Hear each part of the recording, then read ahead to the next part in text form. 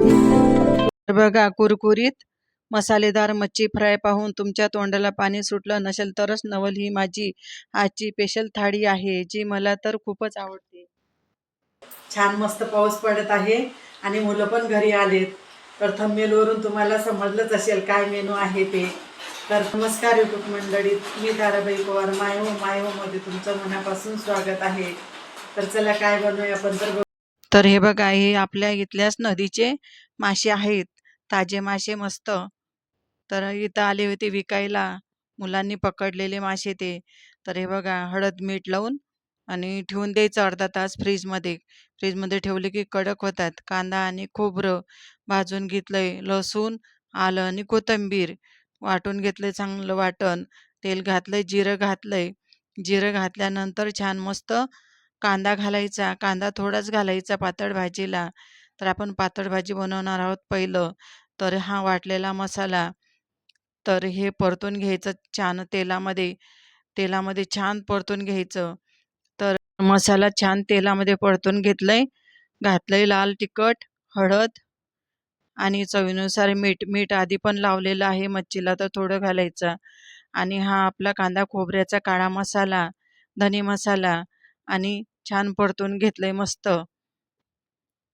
चांगलं परतून घ्यायचं तेलामध्ये मसाला आणि कोमट पाणी घालायचं गरम केलेलं. तर तरी येईपर्यंत चांगलं शिजवून द्यायचा मसाला हा, परतून परतून. तर टेस्ट खूप छान येते चांगलं शिजवून घेतलं की. तर हे बघा कशी तरी आली. तर आता हे मासे आपण याच्यामध्ये घालणार आहोत. तर हे चांगले परतून घ्यायचे मासे. ताजे मासे असले की वास पण येत नाही. तर हे पावसाळ्याचे खूप मस्त भेटतात आता ताजे ताजे मासे. कोमट पाणी केलेलं हे घालून घेऊया आपण. एकदम कडक पाणी घेतलं तर मासे फुटतात, म्हणून थोडंसं कोमटच घालायचं. तर हे बघा, माशाला एक उडी आली की झाली भाजी. तर आता आपण सुके मासे बनवणार आहोत. तर चांगलं भरपूर तेल घातलंय. भरपूर तेल घातल्यानंतर कांदा घातलाय मस्त. कांदा घातलाय आणि हा काळा मसाला घातलाय कांद्या खोबऱ्याचा. हळद घातली आणि मीठ आपण चवीनुसार घालणार आहोत. तर याच्यामध्ये कांदे खोबऱ्याचाच मसाला घातला मी, लाल तिखट नाही घातलं. तर याच्यामध्ये मी वाटण नाही घालणार आहे. धने मसाला घातलाय. तर छान असं परतून घ्यायचं. परतून घेतल्यानंतर याच्यामध्ये खूप वाटण मसाला वगैरे लागत नाही. तर ही आपण कुरकुरीत मच्छी मस्त बनवणार आहोत. तर आता ही मच्छी घालून घ्यायची याच्यावर आणि मस्त असं सगळीकडून परतून घ्यायची मच्छी.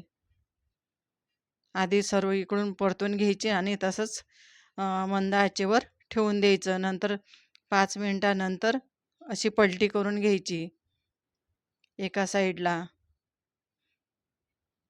आणि एकदा पलटी केली की मग नंतर मंद आचेवर तशीच राहून द्यायची. तर हे बघा, ही झाली आपली कुरकुरीत मच्छी मस्त तयार. आणि रस्सा मच्छी पण झाल्या भाज्या आपल्या तयार. हा बघा ग्रंथ, छोटूसा ग्रंथ बघा आपला. हा, छोटूसा ग्रंथ होता हा. तर खूप मस्ती करतोय. तर हे बघा, सुनबाई करत आहे चपात्या. माझ्या भाज्या झाल्या बनवून, सुनबाई बनवत आहे चपात्या.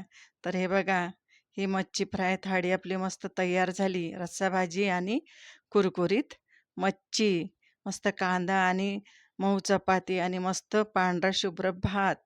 त्याच्याबरोबर चव वेगळीच मस्त मच्छीची.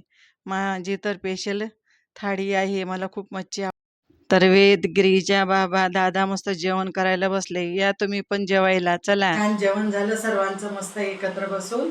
आणि मच्छी पण खूप ताजी मच्छी होती नदीच्या पाणी. तर चला, आजचा व्हिडिओ तुम्हाला आवडला असेल तर लाईक आणि सबस्क्राईब करायला विसरू नका.